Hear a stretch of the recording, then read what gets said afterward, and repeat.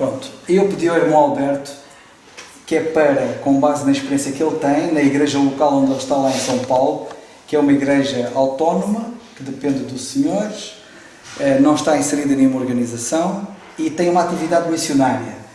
E para nós seria importante ouvir o seu testemunho acerca da vossa experiência e como é que todo o processo da obra missionária e o enviar missionários, etc. Enfim, fala-nos sobre a experiência missionária da igreja, que é para poder ser útil eventualmente para nós, certamente que será. Vamos ouvir então. Tá bom.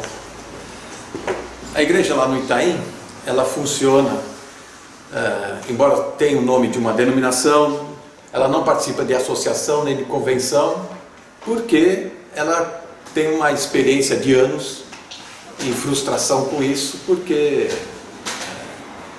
não funciona. Então ela assumiu a responsabilidade diante de Deus e da igreja de investir nas suas próprias atividades, tanto da igreja como de missões.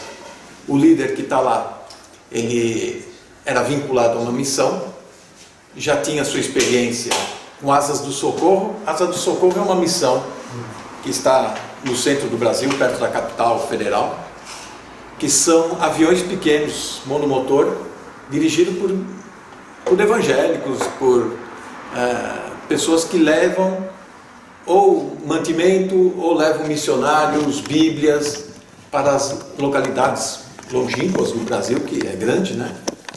E esse líder lá do Itaim participava dessa missão, então ele já tinha uma visão, um conhecimento. Essa missão que partiu hoje, que vai para o Amazonas, ela é composta de pessoas para dar pão, sabão e salvação. Não é? Precisa levar uma assistência social, precisa levar bíblias, precisa levar remédios e precisa principalmente levar a palavra de Deus e esperança e salvação para essas pessoas. Como é que funciona? Cada pessoa participa e custeia a sua passagem, a sua estadia. Não é nenhum luxo, lógico que eles vão dormir no barco, vão dormir em redes, né, porque eles estão no meio da floresta amazônica. E a igreja não tem recurso para colocar no bolso. O único recurso que ela tem, ela vai investir no equipamento dentário. Então eles têm ferramentas, né, consultório dentário, que é móvel, tipo barraca de acampamento, né? Desmonta, né, e chegam lá e eles montam. Então isso a igreja investiu, eles compraram esse equipamento.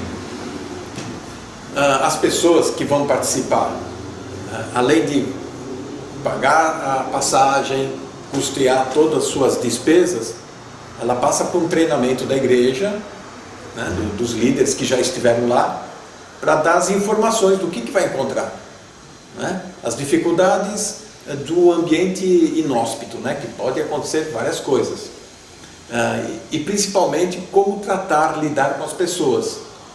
Tem todos os cuidados de vacinação e etc. O que acontece? Nós estamos usando um barco de uma igreja que estava lá ancorado em Manaus, sem uso, comprado por dinheiro que veio dos Estados Unidos. A igreja tinha esse vínculo com a igreja norte-americana. Eles tinham um barco que foi passando o tempo, não teve manutenção, ficou parado. A igreja gastou na época 60 mil reais, o que dá uns 20 mil euros, para deixar o barco em condições de voltar às águas e navegar. Então foi um investimento da igreja. Custou tempo para pintar, arrumar motor, etc., né? Estas missões... Desculpa, pode fazer. E quem é que opera o barco? Tem o próprio piloto lá da cidade. Mas ele é crente? Ele é um membro de uma igreja local, né? Então ele tem que ter toda a carta, né? Toda a autorização da Marinha para poder pilotar. Como ele é da igreja, ele conhece o barco, então ele vai junto com a equipe, conhece a região. Então ele faz esse trajeto. Estas missões, elas enviam recursos, mas não administram os recursos. E aquilo fica à deriva, fica lá parado. Algumas igrejas, em vez de transferir esses recursos para as populações do destino, acabam ficando com dinheiro. Não é? Por isso que a igreja resolveu, falou assim, nós vamos assumir, nós vamos levar pessoalmente, nós vamos fazer pessoalmente. Nós não podemos mudar o mundo, não podemos mudar toda aquela realidade, mas o metro quadrado que a gente está, a gente pode mudar. Aonde a gente pisar, a gente pode fazer uma diferença. Isso tem custo, porque requer que as pessoas que vão nesse projeto, eles vão ter que abrir uma mão de uma semana de trabalho, não é? Então, além de você custear a sua passagem, sua viagem, você vai ter que ou pedir licença no seu trabalho, ou se você é um profissional autônomo, não é? Porque você vai deixar de uma semana de estar trabalhando para estar investindo na obra. E eles fazem isto com eficiência e com um resultado imediato, porque você já vê a região, quando chega a equipe, um fala com o outro, não sei como, se havia fumaça, tambor, como é que funciona, mas começam a chegar as pessoas, as crianças, né? E os médicos e os dentistas trabalham lá até o último, fazem filas, e é nessa fila para atendimento médico que entram as moças com música, contando historinha, na sala de espera, né? E aí vão evangelizando, dá uma literatura, todas essas coisas. Essa população que eles vão evangelizar lá no Amazonas fala português? Fala português. Todos falam português. O exército, a marinha, tem um reforço por lá, mas é esporádico, uma vez ou duas por ano. Temos uma congregação lá, uma igreja que funciona. Um nativo que se converteu nesse trabalho recebe todo um treinamento nesse período que a equipe está lá, o líder, e eles vão vivendo a igreja. E esse crente está ligado à igreja do Itaim ou não? Ele está ligado indiretamente, vamos colocar assim, não é? Ele é da congregação, a igreja do Itaim. Depois que a congregação já tem, digamos, autonomia para funcionar, aí ela vai sozinha. Então nós não temos, digamos assim, obrigação de todo mês depositar. Lógico que moralmente, né, trocamos informações para saber a situação, se precisar de recurso, alguma coisa, eles vão atender. Essa ação missionária que vocês fazem é uma vez por ano, 2 vezes por ano, 3 vezes por ano? Quantas? Para aquela região não dá para você ir assim, acho que eu vou até o Amazonas, não dá. Tem que aproveitar o mês agora de maio, final para junho, e de outubro para novembro, para coincidir com épocas de chuvas e enchentes, menos, não é? Porque quando tem as enchentes aí fica difícil. Então eles têm tudo. E aquilo está a quantos quilómetros? Olha, acho que de São Paulo, mais de 2.000 quilômetros. Mais de 2.000. De avião é 4 horas até Manaus, 3 horas. E depois desta ação que esta equipa faz, aquela congregação lá é que mantém o grupo, mantém as crianças, nas possibilidades que eles têm, não é? Porque nem todos têm condições de navegar, de vir e frequentar uma igreja como nós, numa cidade, frequentamos todo final de semana. Mas eles têm a atividade, eles têm lá o pastor, tem outras missões envolvidas na região que às vezes atrai também. Então eles estão lá na congregação deles, mas eles escutam, olha, tem tal igreja fazendo uma campanha em tal vila, em tal região. Aí eles vão. Para eles é novidade, para eles é mais um aprendizado também, mas a gente tem contato com o missionário que está lá e sempre passamos as diretrizes, orientações, se fala por telefone. Então é mais fácil ele sair de Apuá, que é a cidadezinha, a vila, ir até a região de Manaus. Aí em Manaus ele liga, é mais fácil a ligação, porque lá para cima não tem mais contato com internet, essas coisas, salvo o barco que tem a parabólica, né? É assim. Agora, as missões, digamos, tradicionais, elas são como se fosse um caminhão enorme, grande, que para manobrar numa rua estreita tem dificuldade, né? Então, as igrejas tradicionais enviam recursos para essas missões e essas missões vão mitigando, né, o recurso para vários campos missionários espalhados na África, na Índia, que seja, né? É ineficiente, fica lento. Por isso que a igreja optou de vamos nós, agimos nós naquela localidade e, lógico, pedindo a direção de Deus e levantando pessoas para... Quantos é que foram agora? Agora acho que são 12 pessoas. 12 ou 13 pessoas. E são todos lá da igreja do Itaim ou alguns de fora? Não. Os médicos e dentistas? Tem 2 médicos que é do Itaim, o líder do Itaim, tem as 2 moças e 2 rapazes que são seminaristas, estão lá também na equipe do Itaim. Uma dentista é do Itaim, a outra vem de fora, porque trabalha com esta que é crente. E ela não é do Itaim, mas ela gosta desse tipo de trabalho. Então ela vai junto. E agora em Manaus eles estão se encontrando com uma equipe americana que veio e quer ir junto para ver, conhecer, para talvez investir, com uma coisa assim. E eles foram juntos, porque sabem que vai sair um barco que vai em direção ao rio acima, né, para pegar nas regiões. E o grupo do Itaim ajuda a interpretar os americanos. E depois eu tenho que contar como é que foi a viagem, né, junto com esses americanos, né?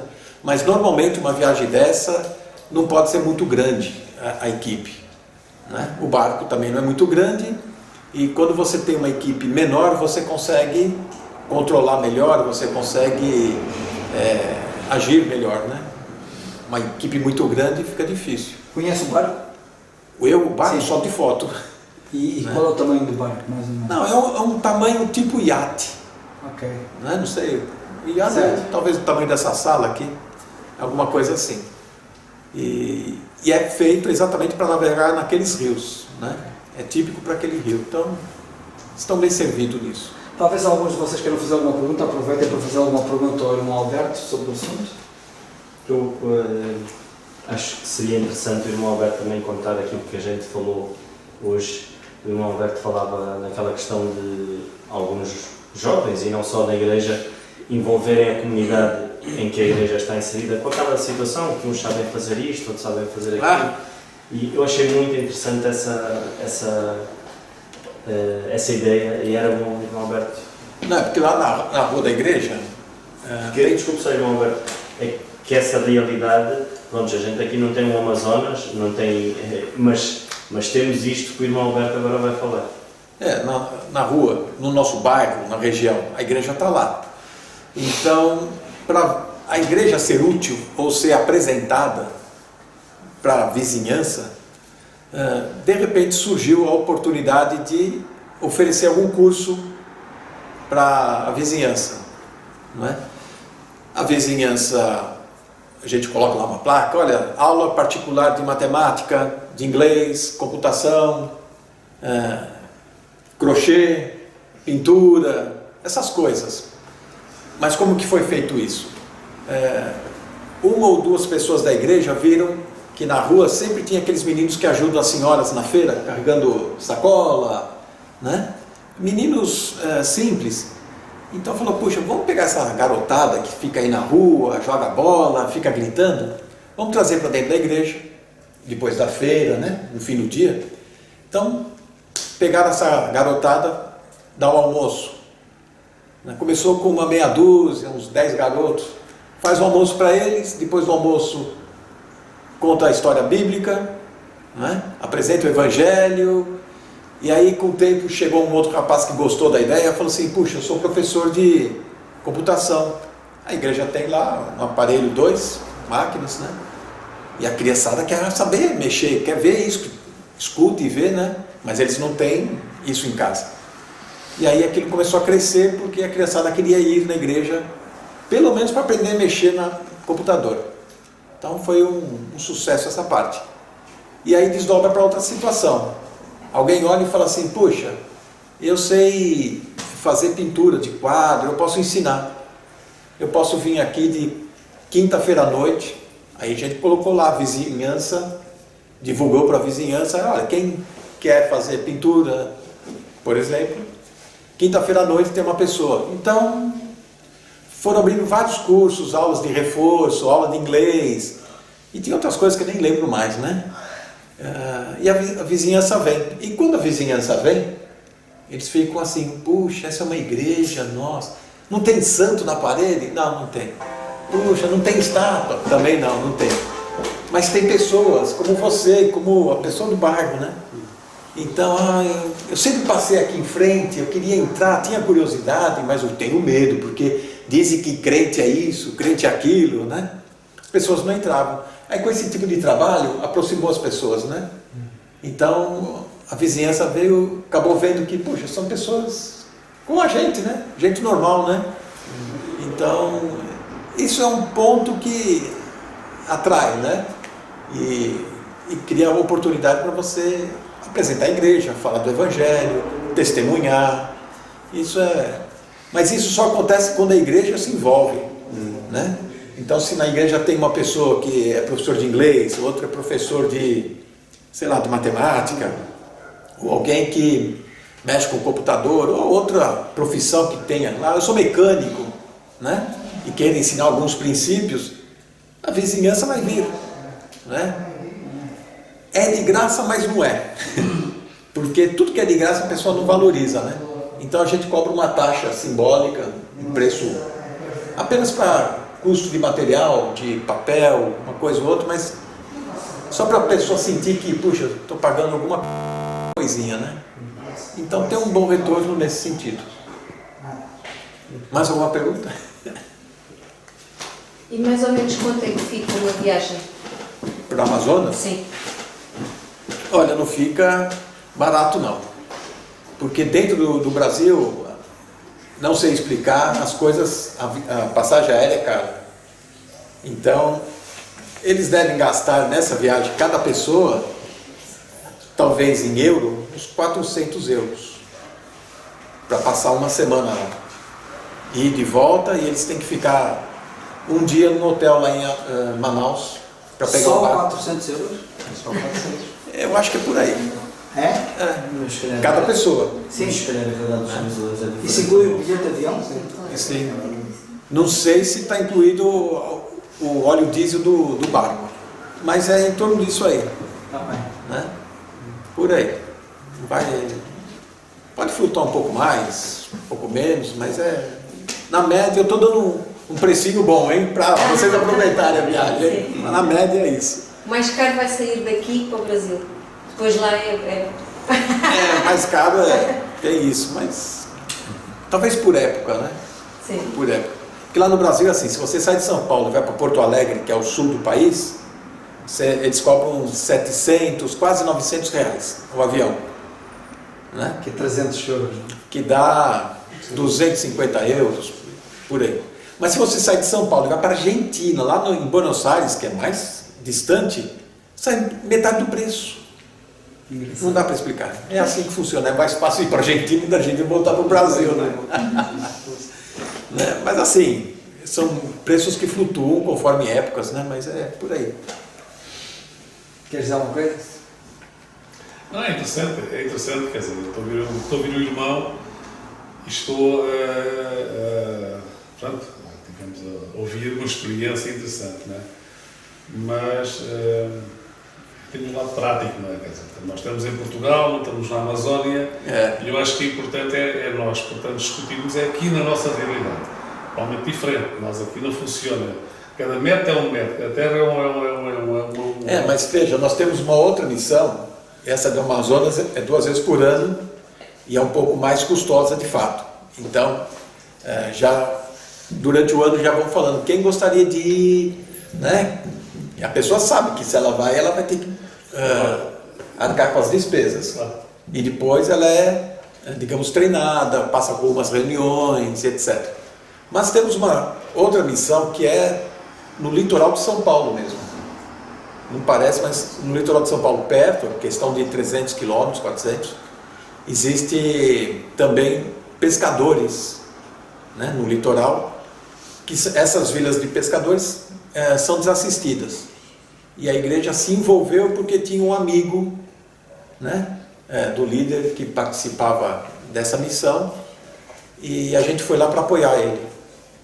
Então, às vezes não precisa ser uma missão grande, né, assim, extensa, né? De repente você sai de Portugal, vai para a África, aqui perto, sei lá. Mas no próprio quintal da tua casa, né, no próprio estado nosso, na praia nossa, tinha lá um grupo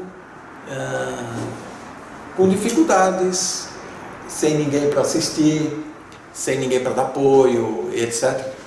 Então, 300 quilômetros, o pessoal passava o fim de semana, às vezes ajudando a reforma de uma casa, a construir bancos para a igreja, a levando bíblias, né, e algum outro material que precisa, né?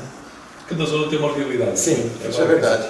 Eu ponho sempre a questão destes termos, os meios surgem e o Senhor orienta. A questão digamos, eu que disse há tempos, até foi o meu Carlos sobre o assunto, o nosso problema é um problema de arranque, o nosso problema é um problema de inatividade. Os carros, quando para arrancarem, é muito mais difícil. E Portugal é um campo missionário neste momento, que acho que não faz sentido irmos para a Amazónia com Portugal precisar e a Europa a precisar, não é? Agora, como é que se faz um trabalho missionário? É simples, não terá complicação. Vamos ser muito práticos. A Quinta do Clóvis tem uma igreja local, tem o seu governo. A igreja local tem que ter uma visão missionária. Estabelece, portanto, alguém responsável pelo projeto missionário. Essa pessoa coordena o projeto missionário, forma pessoas para ir para um campo missionário. Vamos supor que é aqui, vamos começar pelos distritos, por uma zona aqui próxima.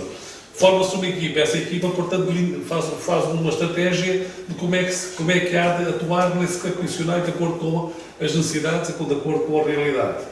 E enquanto não, esse grupo empenha-se ali em criar digamos, um polo e em criar, digamos, uma base, né? Uma base, uma pequena comunidade que será dependente sempre da igreja-mãe, que é a igreja que envia, até ter autonomia. Quando tem autonomia, essa mesma equipa segue para o outro lado e essa igreja fica no local. Nós hoje temos o nosso país que é religioso, mas que está crente, quer dizer, e hoje há muitos métodos de nós de se fazerem as coisas. Mas não é complicado, é só uma questão, agora tem que haver formação, tem que haver coordenação, tem que haver... Alguém diga assim, temos um departamento missionário, a pessoa que coordena esse departamento é fulano ou mais que um. Vamos agora avançar para o campo missionário e tal parte, vamos ao nosso assunto. Formar uma equipa que vai ser a equipa que vai plantar aquele trabalho. Essa equipa vai trabalhar durante meses e irá estabelecer uma estratégia de como é que vai fazer. E outra equipa pode ir para o outro lado. E as coisas depois fazem assim, quer dizer, logo quando isto começa a andar, depois há muitas coisas. Tem que ser feito. Cada sítio é um sítio, não é? Tem que fazer um diagnóstico da região, né? E das necessidades. Eu neste momento, uma realidade que nós temos neste momento, em termos de evangelização, é relações humanas, é a relação que se tem que ter, a relação humana hoje no nosso país. Falo do nosso país, não conheço a Amazónia, não conheço a totalidade. Hoje no nosso país funciona a relação humana, é importantíssima. A qualidade, digamos, também do nosso culto. Fundamental. Fundamental a qualidade do culto, seja pequeno, seja grande. O culto chama-se culto, a reunião, seja lá qual for. E os meios usados temos que ser inteligentes para ver quais são os meios mais úteis. Hoje temos uma ferramenta, que é a ferramenta que funciona, só um pequeno parênteses. Alguns anos a dizer, este indivíduo está aqui a querer dar lições do que não percebe, e a parte tem razão. Eu comecei a mexer no Facebook há 4 ou 5 dias, como vocês já perceberam, e já dei alguns tiros nos pés e alguns por falta de experiência. Mas vou andando aos trambolhões, tal. E tenho que colocar de uma forma, de certa forma, como ainda os coloquei, pequenas mensagens, pequenos pensamentos. Porquê? Porque tenho muitas pessoas nas minhas relações, não de igreja, onde isto está a ser comunicado. E tenho tido, a parte de alguns, uma resposta fantástica. E nós temos que ser inteligentes. Nós temos que, essa questão de chegarmos aí na rua e começarmos aí assim, tu vais para o inferno. Isso é uma autêntica estupidez, desculpa lá, que eu usar esse termo, dessa forma, é uma pessoa com alguma carência de sabedoria. Sensibilidade. E de sensibilidade. As portas têm-se aberto. Pessoas que em que elas não só comentam, como também manifestam lentamente. Nós temos que estar atentos aos métodos, à nossa realidade e, digamos, à forma como hoje podemos chegar. Nós hoje temos que usar fortemente do nosso bem, no nosso país. Isso que não citou é interessante, mas aqui em Portugal funcionou há 20, 30 anos atrás. Hoje não temos meninos da rua. Hoje não podemos convidar crianças por causa de pedofilias, blá, blá, blá, blá, blá. Não funciona. Nós hoje não temos bairros sociais, felizmente, onde possamos entrar nessa altura. Nós hoje temos pessoas carentes, digamos, de uma fé autêntica e genuína, milhares e milhares e milhares e milhares, com a cabeça confusa da religião e das várias religiões, mesmo chamadas evangélicas, em que as pessoas andam confusas, porque há muitos pregadores evangélicos, e de onde eu tive uma conversa com um bocado assim prolongada, com muita conversa, mas eles só estão confusos. Tanto depressa vão para as redes sociais a falar de política, contra a matar o Trump, como querem, portanto, dizem que adoram o Benfica e morrem pelo Benfica, e depois a seguir, portanto, tentam falar uma mensagem acerca do Evangelho, mas o que é isto? Falar de líderes, não estou a falar do povo, muito bom. É assim, disse a dizer o meu caso, Deus vai pedir contas a esta geração, que são vocês, e eu também não posso pôr de lado, mas sou mais velho, também já... Eu dizia a um desses com quem eu falei, que na conversa dizia assim, nós temos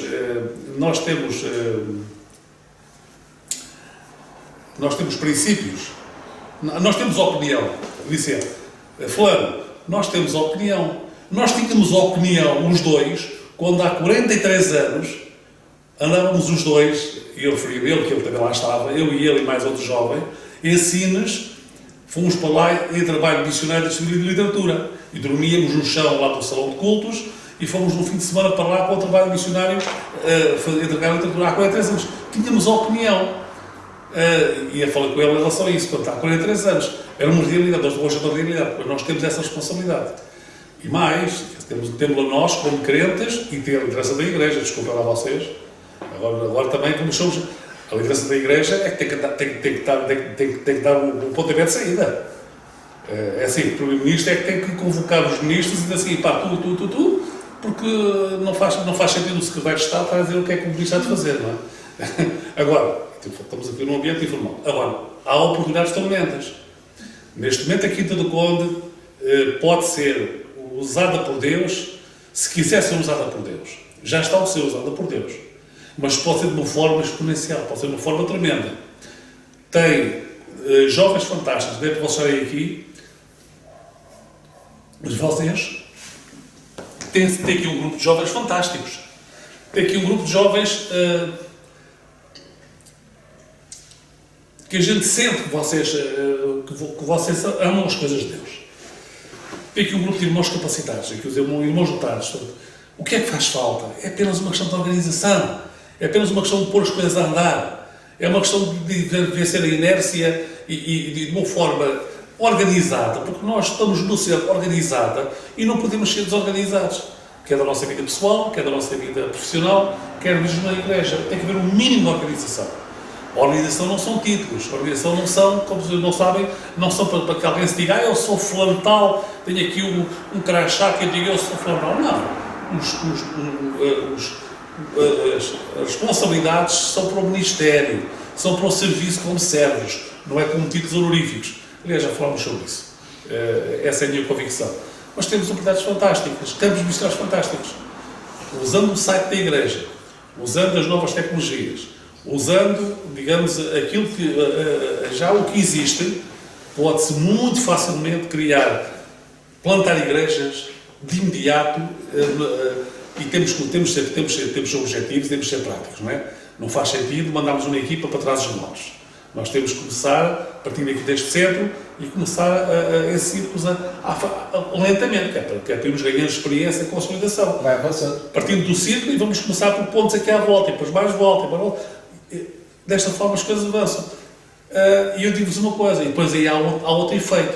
Porque quando essa equipa chegar à igreja, nos cultos, e der o seu testemunho, e contar das experiências fantásticas, aliás, a palavra de Deus diz, portanto, como é que é? Não sei se a palavra correta, os pés com felizes, não é felizes?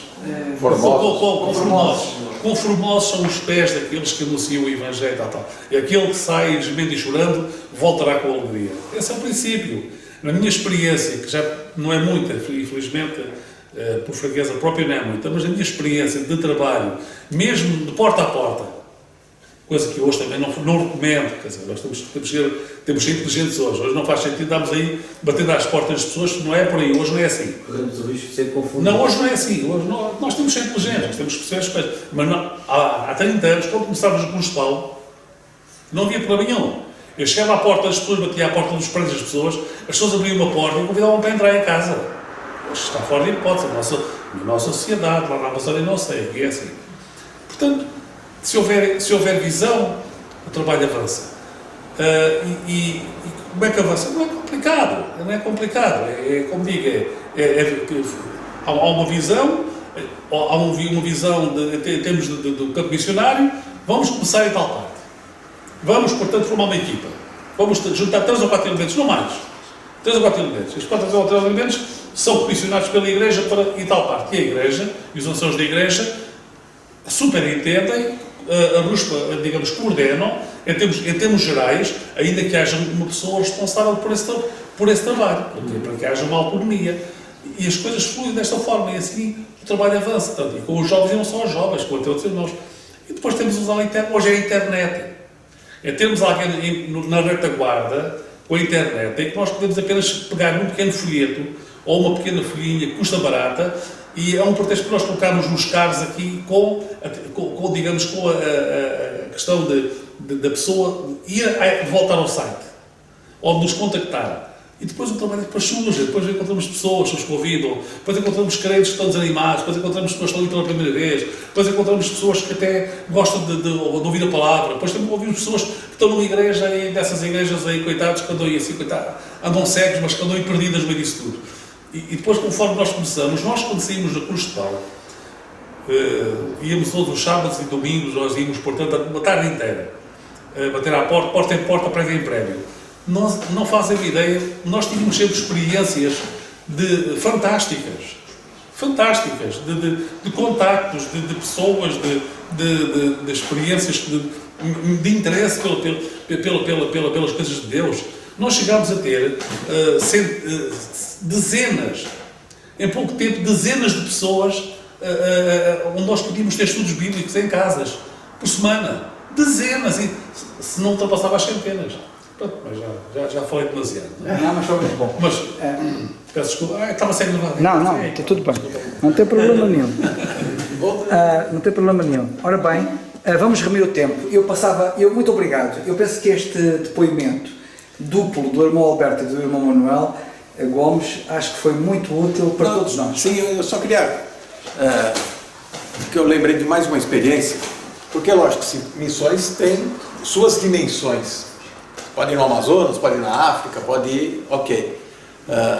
Tem um pastor amigo que ele tem uma igreja lá em São Paulo também, na capital, e que ele aproveita na época de feriados prolongados, os jovens, e ele tem contato com outros colegas que estão no interior, em cidades menores, afastadas, lá perto de São Paulo.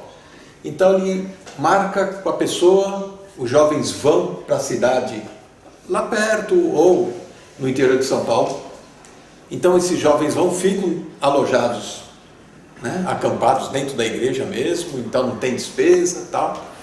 E o que eles fazem? Eles vão lá para reavivar o trabalho, né, para incentivar os jovens que estão lá naquela igreja, meio moribundos, sem vontade, Aí eles vão e fazem esse tipo de trabalho, né? saem às ruas também, né, para mostrar que a igreja está lá e que vamos ter um culto diferente, etc. E aquela coisa acaba virando um motivo de, como é coisa diferente, né? Vieram um grupo de São Paulo, da capital, tem um grupo grande aqui na cidade, e os jovens pegam a viola, vão na praça, distribuem folheto e marcam uma reunião na igreja à noite. Isso acaba, digamos, trazendo uma nova vida para a igreja, um novo fôlego, né? A igreja que estava meio sem perspectiva, aí eles ganham experiência quem vai para confrontar e evangelizar, e a igreja que está lá meio devagar ganha um novo vigor, né? É isso. São ideias, né, que o pessoal usa. De qualquer forma, o que é importante é que às vezes nós corremos o risco e não podemos cair nesse erro, que é semear, mas não pensar em acompanhar o crescimento e colher o fruto. Eu defendo um trabalho com visão, plantar uma igreja com o objetivo de se tornar uma igreja. Porque essa questão que mal vezes se faz, com boa intenção. Ir para a rua e subir uma estatura aqui assim. E depois nunca mais lá se volta e ficou naquele dia ou naquela semana. Não. Isso é, da minha opinião, é estarmos a desperdiçar as poucas energias que temos, os poucos recursos que temos. Não pode ser, na minha opinião, pode ser assim. Tem que haver um objetivo, um princípio, um meio e um fim.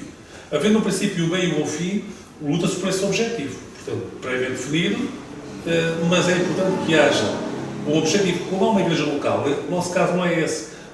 Vamos supor que nós tínhamos aqui uma igreja local, aqui assim, sei lá, em Alcochete, ou Vila Franca de Xira, não importa agora, e que estava nestas circunstâncias. Era útil esse trabalho, mas essa não é a realidade.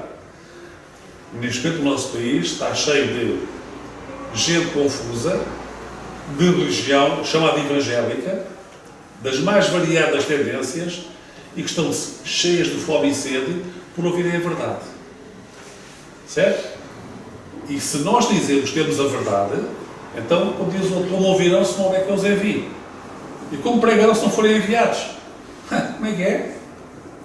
Como é que tem que ser enviados? Tem que ser preparados, tem que ser... Há um mínimo de formação, há um mínimo de preparação, o que não dispensa o estudo bíblico da igreja, tudo o resto, não. São coisas diferentes. É uma preparação muito específica, um alerta para alguns pormenores específicos para uma equipa. Essa equipa, por sua vez, ao ganhar experiência, e por uns anos, nós ficamos velhotes, os mais velhotes, e os mais novos continuam, portanto, porque seguem a experiência. E digo-vos que é uma experiência fantástica. Muito bom. Obrigado mais uma vez. E eu passava a palavra ao irmão Alberto para então dar os pensamentos que tinha para dar. Dá tempo? Não sei se dá, talvez dê. Vamos aproveitar. Temos que aproveitá-lo ao máximo, porque daqui a algum tempo já não temos. E então era bom. Eu vou tentar fazer uma síntese, assim, uma prévia daquilo que eu gostaria de apresentar. É falar sobre amizades, né? Como a gente se envolve com as amizades e as influências das amizades. Não precisa ser aquele amigo de primeira linha, mas o próprio ambiente traz a influência. Então você pode dizer assim, mas eu estou bem com meus amigos, eu estou numa boa fase, eu estou ótimo, mas talvez alguns meses daqui a pouco você muda de curso ou de trabalho, vão vir novos amigos, amanhã ou depois vão vir novos amigos. E o que faz com que você faça novas amizades, não é? E como você consegue identificar uma influência boa ou não tão boa daquele ambiente ou de um amigo, né? A primeira pergunta que surge quando a gente fala sobre amizade e que te aproxima de uma outra pessoa, aquela identificação de o quê? Com você também? Puxa, pensei que era só comigo, que legal! Aí já começa a atrair e você começa a se aproximar daquela pessoa. Talvez por uma afinidade de cidade, uma afinidade de gosto, de estudo e por aí fora, ou uma comida que seja, né? Vamos comer cachorro quente, não sei se tem aqui isso. Cachorro quente, você gosta também? Puxa, eu também gosto. E começa uma amizade. A questão é, será que vai ser uma boa influência ou não? Não é? Então o Salmo 1, que é conhecido nosso, mas é uma boa linha, uma boa base para a gente começar o assunto.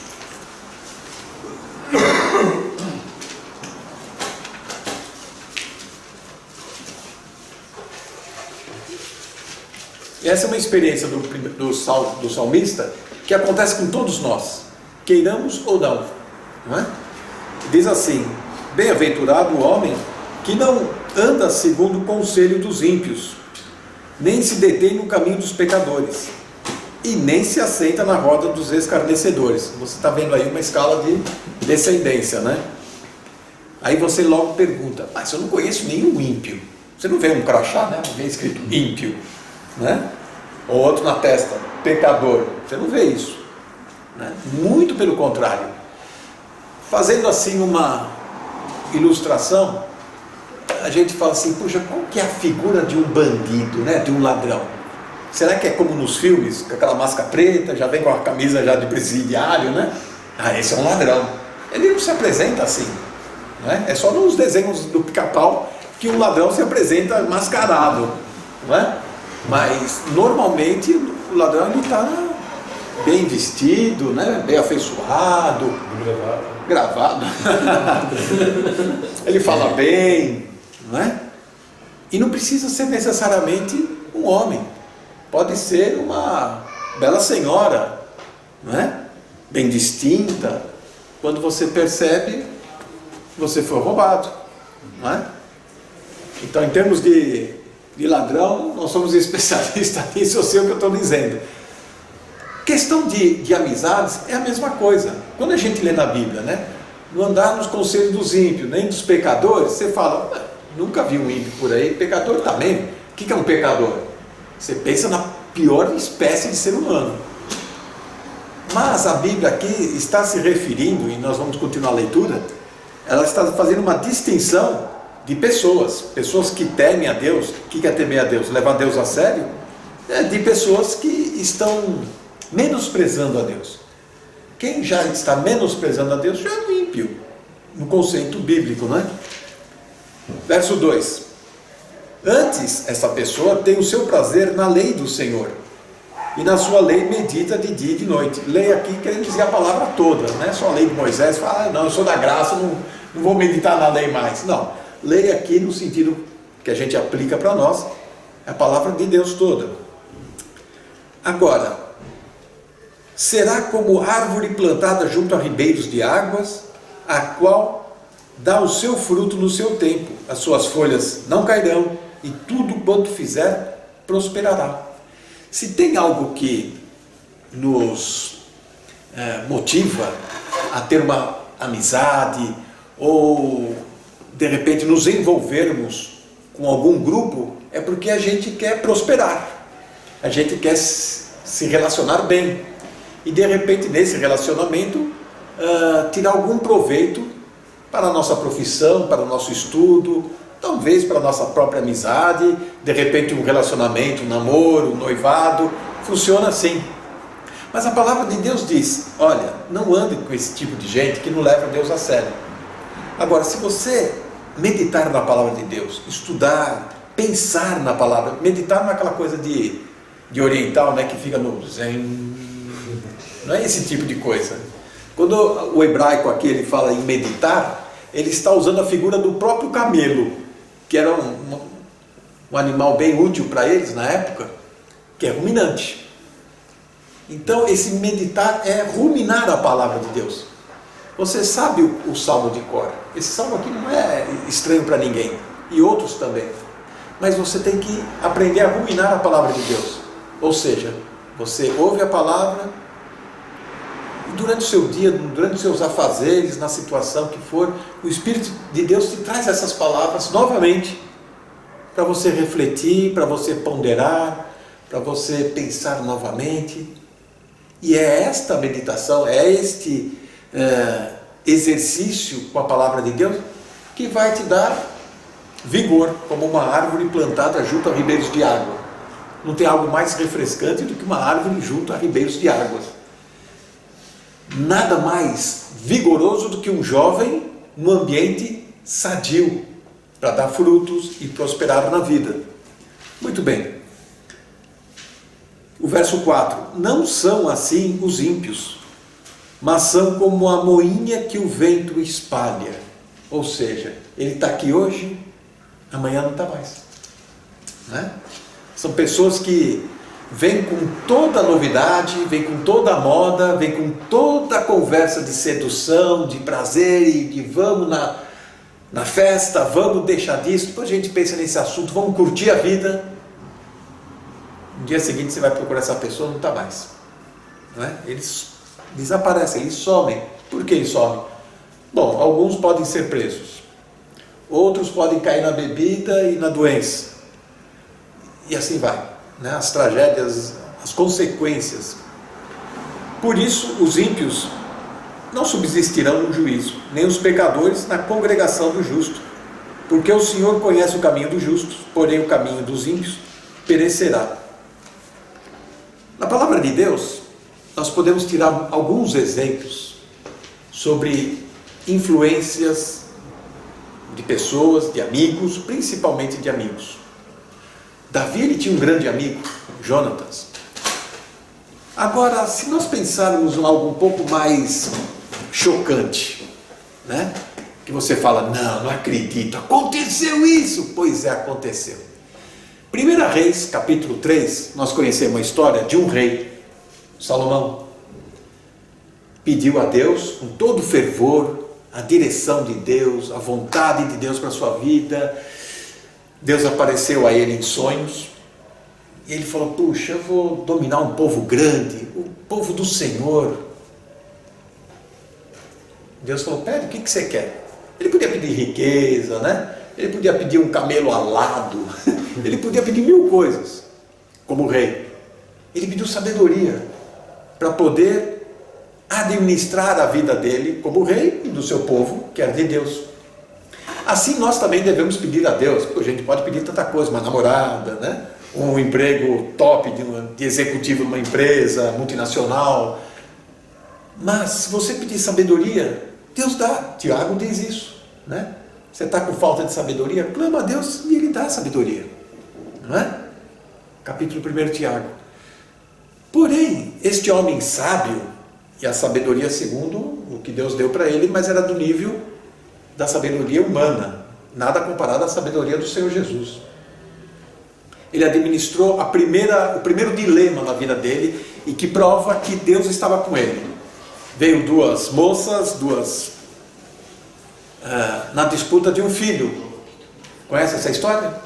Né? Eram 2 moças da vida, e que durante a noite, dormindo com seus respectivos filhos, uma amassou a criança à noite. Viu que o bebê morreu, sufocado. Pegou o bebê na escuridão da noite do quarto, foi lá no bercinho da outra, colocou o morto ali, pegou o neném vivo da outra amiga, e aí ficou esse dilema. Esse filho é meu, não é seu, não foi o seu que morreu, não foi o meu que morreu. Levaram a questão para o rei. E nós sabemos a decisão de Salomão, que é muito conhecida. Ele falou, então vamos acabar com essa história, meio a meio, não se fala mais nisso, né? 50-50. Os caras, não, a mulher... então essa é a mãe, né? Este homem que tinha esta sabedoria, né, no capítulo 3 de 1 Reis, ele recebeu algumas influências na sua vida, e que a gente acha que essas influências é como se fosse uma ferrugem no carro ou na geladeira, uma coisa, isso aí não é nada, isso aí daqui a pouco, depois eu tiro. Passa uns meses, você olha, aquela ferrugem já se arrastou, já lastrou, e quando você vai ver, corroeu tudo. Uma má influência, uma amizade que a gente não saiba escolher, selecionar, pode causar uma tragédia como essa que está aqui no capítulo 11 de 1 Reis. Se 1 Reis capítulo 3 ele está agindo com uma sabedoria admirável, no capítulo 11 de 1 Reis mostra que alguma coisa acontece que ele faz uma aberração. Verso 7 do capítulo 11. Então edificou Salomão um alto a Quemós. Quemós era um deus pagão, gordo, e no umbigo, na barriga, era como se fosse aquele lugar que você coloca pizza, sabe? Uma fornalha. E esse deus Quemós era assim, eles pegavam um bebê, né, e ofereciam em sacrifício vivo para esse deus Quemós. Entendeu? Era uma coisa assim, era um sacrilégio, era uma aberração. Salomão fez isso. Aí você fala, não, peraí, esse Salomão salvou a vida de uma criança no capítulo 3. E agora no capítulo 11 ele está promovendo um culto de idolatria pagão, a abominação dos moabitas, diz o texto, sobre o monte que está diante de Jerusalém, já não está em Jerusalém. A Moloque, a abominação de Amon. Era uma coisa assim terrível, não é? É pior que você não consegue imaginar esse tipo de situação. Mas você fala, mas Deus não deu sabedoria para esse homem? Ele não tinha conhecimento das coisas de Deus? Tinha. E o que aconteceu? O próprio capítulo 11, nos primeiros 2, 3 versículos, vai dizer as influências que esse Salomão recebeu na vida. Então começa assim, 1 Reis 11, 1. E o rei Salomão amou muitas mulheres estrangeiras, além da filha de Faraó, moabitas, amonitas, edomitas, sidonitas, etéias, das nações de que Yahvé, o Senhor, tinha falado aos filhos de Israel: não chegareis a elas, e a elas não chegarão a vós. De outra maneira, seguramente perverterão o vosso coração para seguir os seus deuses. E estas se uniu a Salomão com amor. Percebemos então o que aconteceu com Salomão? Ele se deixou ser influenciado, seduzido, a fama, o poder, tudo isso foi minando, né? Foi corroendo a postura desse grande rei, e ele acaba no verso 11 que nós lemos, cometendo uma abominação terrível, né? Para nós agora, deixando um pouco Salomão aqui, nós temos estado na igreja, conhecemos a Bíblia, oramos, servimos ao Senhor, conhecemos as Escrituras, porém, se não estivermos atentos, com o radar ligado, né, com o antivírus instalado no coração, para perceber as influências que nós recebemos, pode ser essa influência da televisão, uma novela, de um filme, pode ser de um ambiente de escola, de um amigo, de alguém que fala alguma coisa, pode ser da internet, esse veículo tão sacrossanto, né, que mais de 80% lá não presta do que está lá, né? Mentiras, notícias distorcidas, tendências políticas variadas, e sites de religião então nem se fala, né? Então estas influências podem se apresentar como algo assim reluzente. Salomão era um rei importante, famoso, né? Recebeu visitas ilustres da rainha de Sabá, fez obras magníficas, porém, aos poucos ele foi sendo iludido, ou seduzido, ou encantado com o mundo à sua volta. Eu sou rei, por que eu não posso ter uma mulher dessa tribo, daquele país, daquele outro, né? Um harém especial? O texto diz que estas mulheres perverteram o coração dele. E nada acontece assim, digamos, da noite para o dia. Aqui é um processo de decadência que se estendeu por anos. Então, na nossa vida espiritual é a mesma coisa. Hoje você está bem na igreja, daqui 5 anos eu volto aqui em Portugal e vocês estão aqui. Eu falei, graças a Deus, estão bem. Mas eu não sei o gráfico da sua vida espiritual. Pode ser um gráfico linear, estável, movimento retilíneo, uniformemente estável, né? Ou pode ser uma parábola, né? Uma parábola que você teve um ápice, depois uma queda. Ou você está em ascendência, crescendo espiritualmente. Nós temos que ter esse senso de averiguar.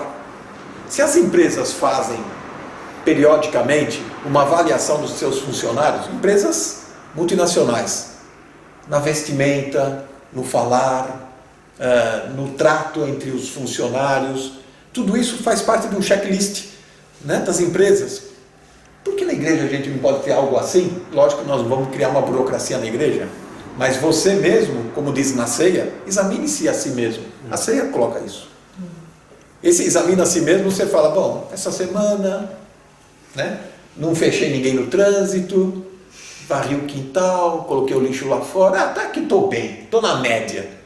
Quando a Bíblia fala examine-se, é para você fazer uma avaliação sua. É a avaliação. Como é que eu estou? Né? Eu estou crescendo na fé? Eu estou aprendendo da Bíblia? Eu estou amadurecendo?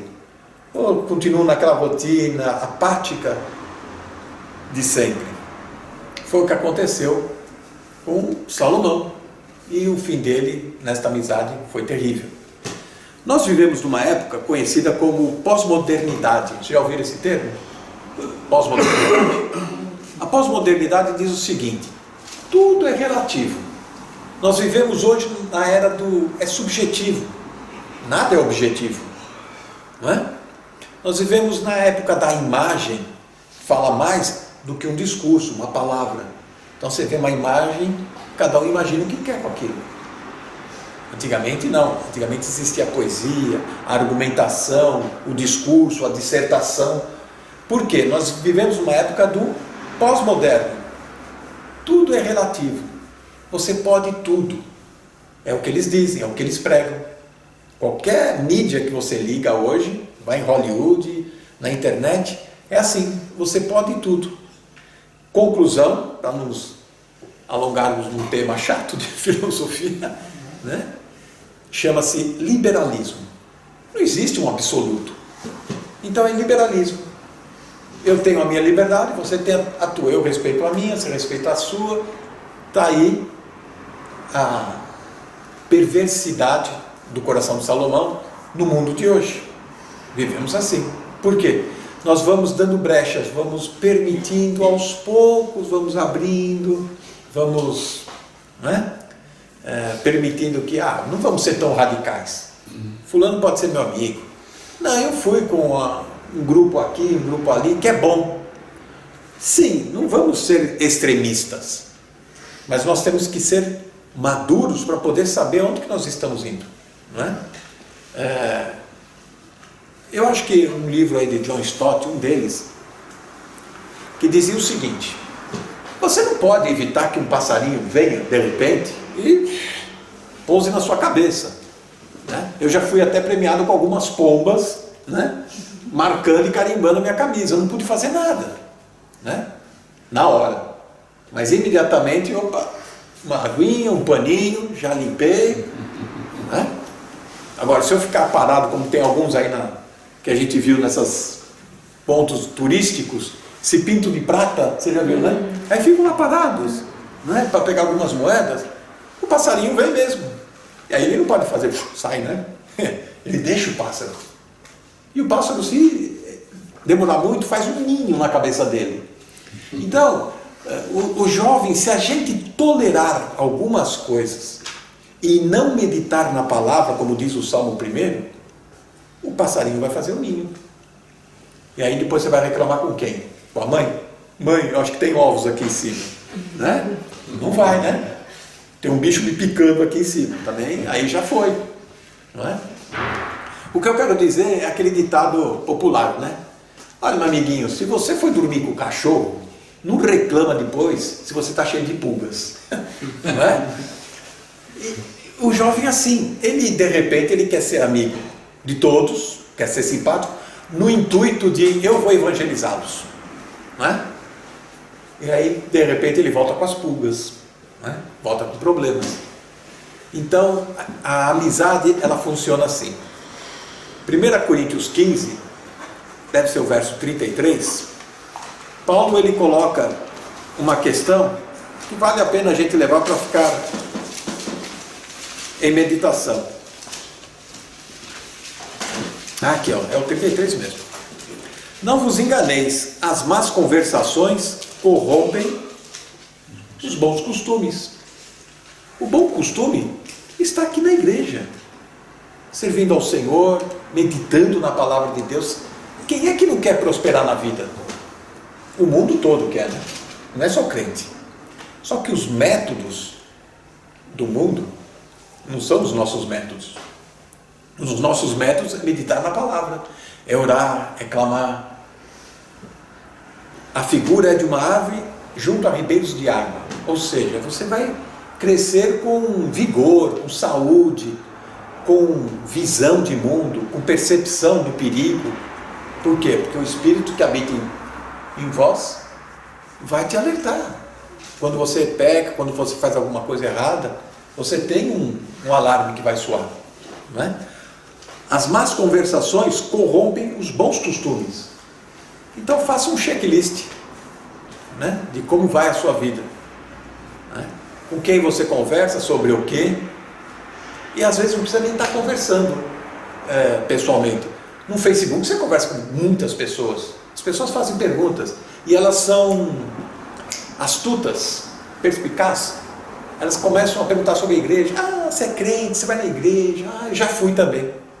Aí você, já foi de crente? Já foi crente? Ah, já, há muito tempo. Mas depois, você sabe, a gente cresce, né? A gente fica mais, a gente se liberta disso.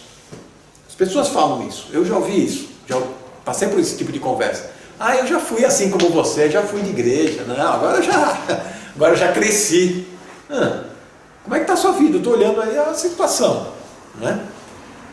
Pode ser essa conversa que corrompe os bons costumes no Facebook, e pode ser de outra forma também, né? Indiretamente. Acaba te desviando do caminho, como aquelas mulheres desviadas de Salomão.